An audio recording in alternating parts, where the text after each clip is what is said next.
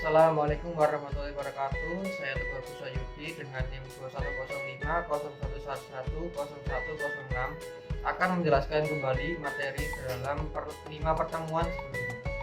Yang pertama adalah uang. Uang merupakan alat tukar yang dapat diterima secara umum, sah, dan dikeluarkan oleh pemerintah suatu negara yang dapat berupa kertas, perak, maupun logam. Jenis uang menurut berdasarkan bahan pembuatannya, ada uang kertas dan uang logam. Menurut terbitan lembaga ada uang digital dan uang kartal.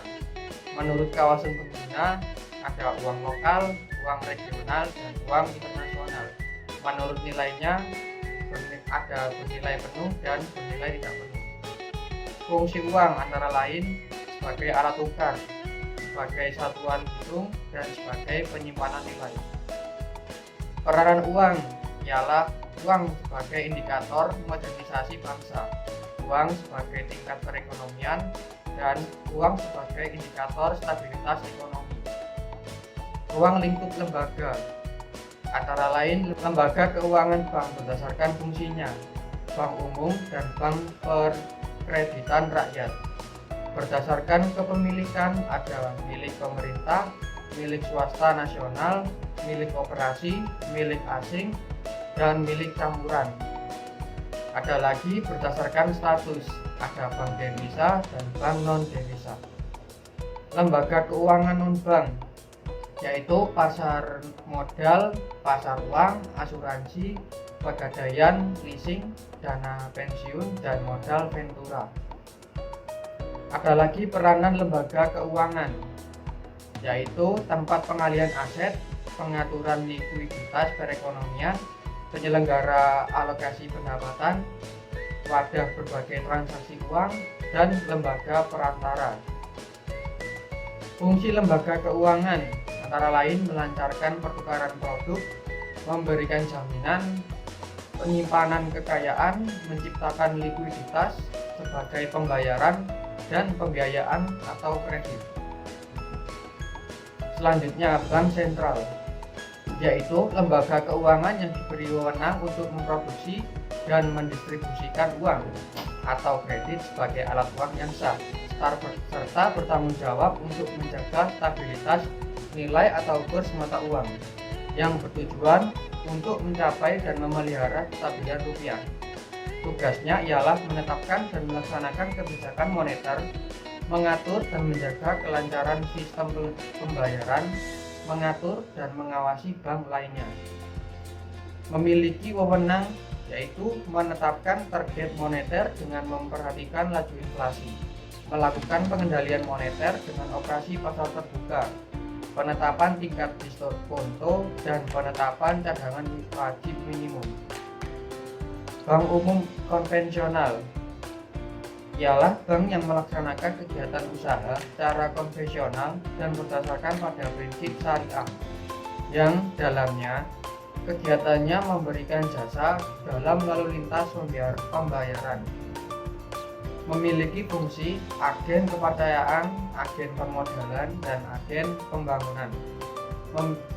Memiliki tugas menghimpun dana dari masyarakat dalam bentuk simpanan berupa giro, deposito, dan lain-lain. Kegiatan utama dari bank umum konvensional adalah menghimpun dana dari masyarakat, memberikan kredit, menerbitkan surat pengakuan utang, memindahkan uang, menerima pembayaran dari tagihan surat berharga, menyediakan tempat untuk menyimpan barang dan surat berharga, melakukan penempatan dana dari nasabah ke nasabah lainnya. Selanjutnya, bank syariah. Menurut Sudarsono, pengertian bank syariah adalah lembaga keuangan negara yang memberikan kredit dan jasa-jasa lainnya di dalam lalu lintas pembayaran dan juga peredaran uang yang beroperasi dengan menggunakan prinsip-prinsip syariah atau Islam. Menurut Perwatatmaja, bank syariah ialah bank yang beroperasi berdasarkan prinsip-prinsip syariah atau Islam dan tata caranya itu didasarkan pada ketentuan Al-Quran dan hadis. Bank syariah memiliki tujuan yaitu wajib menjalankan fungsi menghimpun dan menyalurkan dana masyarakat. Bank syariah dan dapat menjalankan fungsi sosial dalam bentuk lembaga. Bank syariah dapat menghimpun dana nasional yang bersifat dari wakaf uang dan menyalurkan kepada pengelola wakaf. Memiliki fungsi manajer investasi. Fungsi ini dapat dilihat dari segi penghimpunan dana oleh bank syariah, khususnya dana mudharabah yang bertindak sebagai manajer investasi dari pemilik dana. Dalam hal dana tersebut harus dapat disalurkan pada penyalur yang produktif, sehingga dana yang dihimpun dapat menghasilkan keuntungan yang dapat dibagi hasilkan antara bank syariah dan pemilik dana. Fungsi investor. Dalam penyaluran dana, bank syariah berfungsi sebagai investor atau pemilik dana. Penanaman dana yang dilakukan oleh bank syariah harus dilakukan pada sektor-sektor yang produktif dengan risiko minim dan tidak melanggar ketentuan syariah. Fungsi sosial. Dalam menjalankan fungsi sosial ada dua instrumen, yaitu instrumen zakat dan infak. Instrumen Qaradul Hasan yang berfungsi menghimpun dana dari penerimaan yang tidak memenuhi kriteria halal serta dana infak atau sedekah.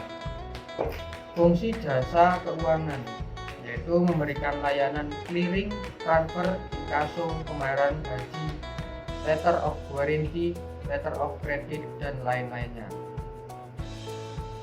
Selanjutnya, bank umum syariah ialah kegiatan yang memberikan jasa dalam lalu lintas pembayaran. Contohnya menghimpun dana dalam bentuk simpanan berupa giro, tabungan, atau bentuk lainnya yang dipersamakan dengan berdasarkan akad wadiah atau akad lain yang tidak bertentangan dengan prinsip syariah. Bank pembiayaan rakyat syariah. Bank pembiayaan syariah itu bank syariah yang dalam kegiatannya tidak memberikan jasa dalam lintas pembayaran. Contohnya ialah menghimpun dana dari masyarakat dalam bentuk simpanan berupa tabungan, investasi berupa deposito, atau tabungan dalam bentuk lainnya. Karakter bank syariah yaitu 1. Semua transaksi harus terbebas dari riba. Bank syariah tidak mengenal konsep nilai waktu dari uang. 3. Konsep uang dalam bank Islam itu ya sebagai alat tukar, bukan sebagai komoditas. Bank syariah tidak memperbolehkan adanya transaksi yang bersifat spekulasi. Saat melakukan dua transaksi, tidak dibolehkan dalam satu akad. Tidak dibolehkan dalam satu barang menggunakan dua harga. Selanjutnya, BPR konvensional dan syariah. BPR berdasarkan keputusan Presiden nomor 38 tahun 1988, jenis usaha BPR masuk dalam ayat 1 pasal 4 UU nomor 14 1967. Undang-undang ini mengatur untuk bank pasar, lumbung desa, dan bank pegawai. BPRS diatur dalam UU nomor 10 tahun 1998. Dalam kegiatannya, BPRS melakukan kegiatan usaha berdasarkan prinsip syariah. Kegiatan BPR dan BPRS antara lain memberikan kredit kepada nasabah, menghimpun dana dalam bentuk simpanan, menghimpun dana nasabah ke bank syariah lain, menghimpun dana dari masyarakat dan menyalurkan dana kepada masyarakat, menyediakan pembiayaan dan penempatan dana, menjalankan kegiatan bank dengan prinsip yang syariah. Perbedaan BPR dan BPRS.